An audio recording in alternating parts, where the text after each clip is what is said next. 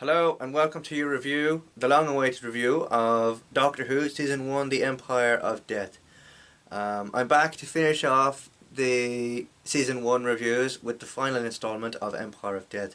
I realise it's taken me a long time to try and get around to it, but nonetheless, I just want to start off by saying that I'm just after finishing rewatching Empire of Death, and for all the criticism it got about loose ends and not tying up stories in the right way and whatever criticism else it got at the time of airing, I actually really enjoyed this episode, and I like how it wrapped up certain things, certain elements of season 1.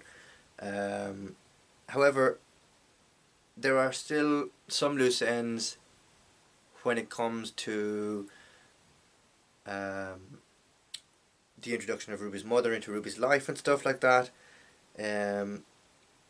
among others. And I hope that when season 2 comes around to airing, I hope that Ruby's mother is a part of Ruby's life, and not something that we discover at the end of season 1 like we did. However, moving forward, I would like to get more answers as to who Ruby's mother is, and of course we'll obviously get answers by Russell T Davies who Mrs. Flood is and what role she plays in the series, and so I'm looking forward to those. But there are still so many unanswered questions as yet, like with the introduction of Ruby's mother at the end of season 1.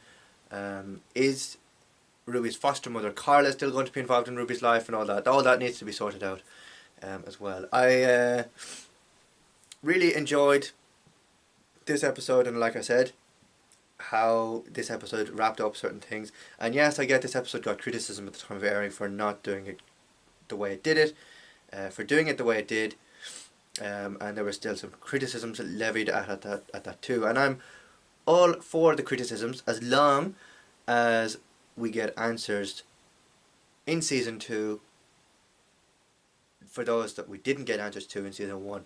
So I'm hoping that there is some sort of overarching story that brings those answers to us in season 2. Whether that's beginning of season 2, the middle of season 2, or the end of season 2, I don't really care as long as we have answers. But enough about that. It was great to see Sutekh back as well. Not seeing since the Pyramids of Mars, I think in the 80s, so that was great. And it was also interesting how they used footage, or at this point archive footage, of the original Pyramids of Mars episode and interlinked that with this episode, The Empire of Death. And if you didn't catch it, there is a special Tales of the TARDIS episode linking Pyramids of Mars with Empire of Death to tie up any loose ends. So I suppose Russell did this as a way of introducing an old enemy of the Doctor's to new audiences, and it worked quite well. That episode is available on BBC iPlayer and is also available as part of the season 1 DVD box set, as well as the Blu-ray release, which can be found which can be found as part of this box set, season 1, starring Ncuti Gatwa and Millie Gibson as the Doctor and Ruby Sunday respectively. It's on one of the discs here. I'll just open it and show you. So you've got, in this box set, you have a list of episodes, other Doctor Who products as evidenced by this booklet, and then the second booklet behind it is a list of episodes and special features on each disc.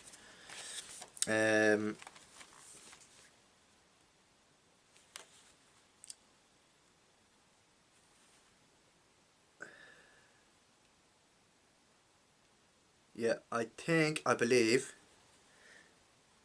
Pyramids of Mars is either on the disc 7, which contains the rest of the episodes of season 1 for Doctor Who Unleashed, or it's on disc 6, so you can see it there.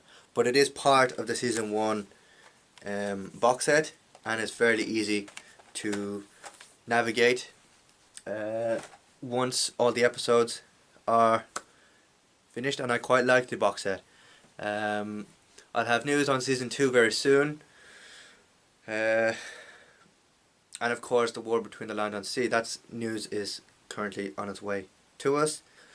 It's filming at the moment, so more news and that comes to light. I'll be sure to report on it. But yeah, Sutek's introduction to this story was a nice idea.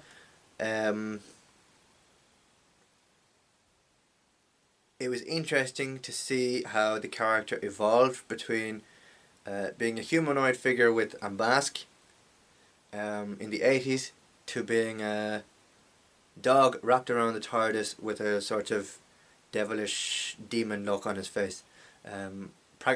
Both a mixture of practical and special effects was created there to bring Sutek to life.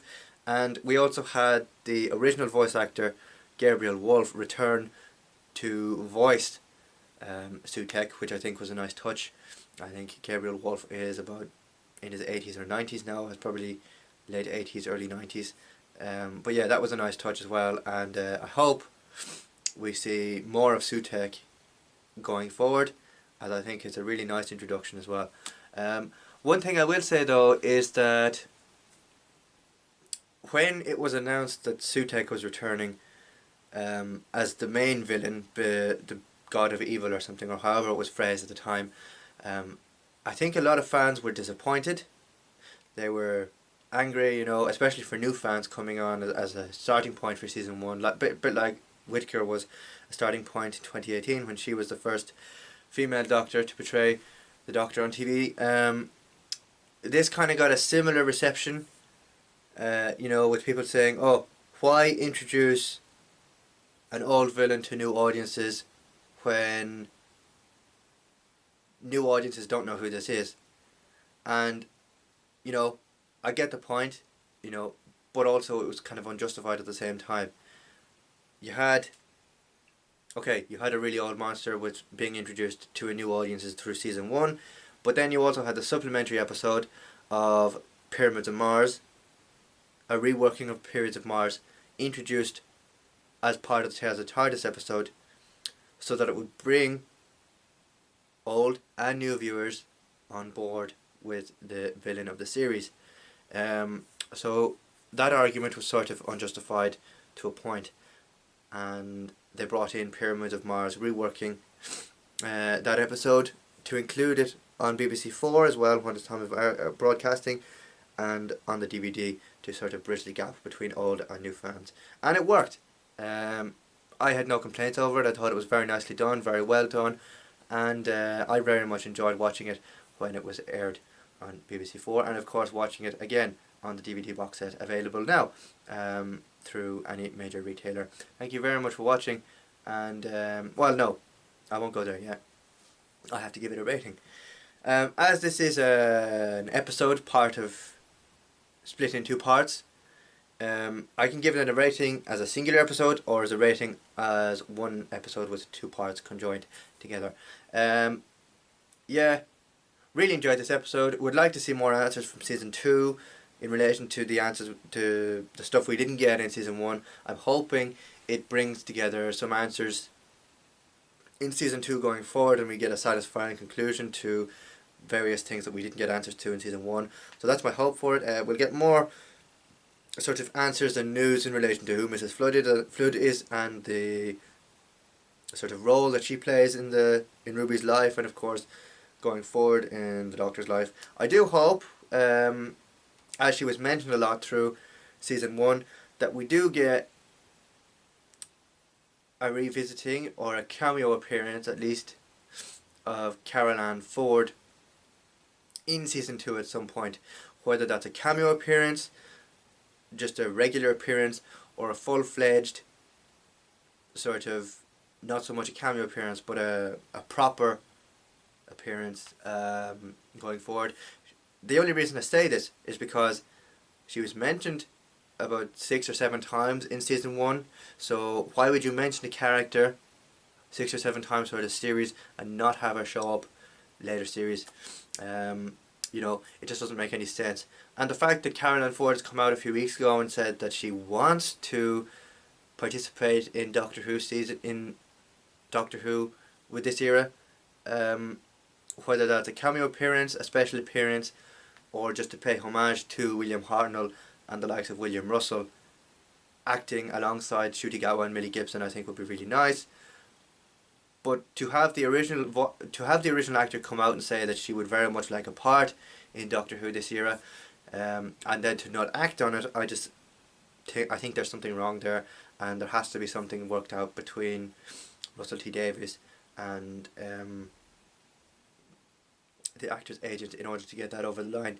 I leave the article in which Caroline Ford spoke about it, about her appearance coming up on 60 years, in the link in the description box below, and you can read it there. That's all I have left to say on this. I've of course will have more news on the War Between the Land and Sea, and that upcoming spin-off that's coming out next year. I'll have more news on season 2 as well, as news comes through. But for now, this wraps up the entirety of Doctor Who season 1, the first season to star Ncuti Gatwa as the 15th Doctor and Ruby Sunday, and Millie Gibson rather as Ruby Sunday, the 15th Doctor's companion for this series. I'll have more news on season 2 and the War Between the Land and the Sea in the very near future. If you want to see more video content like this, don't forget to click here to check out the playlist of season 1 reviews, and of course all of the Doctor Who Universe videos that I've done. And of course, if you want to see more content like this, news, reviews, TV, audio, motorsport, that kind of thing, click here to subscribe to the channel for more videos. Thank you very much for watching, and I'll see you again very soon. Bye for now.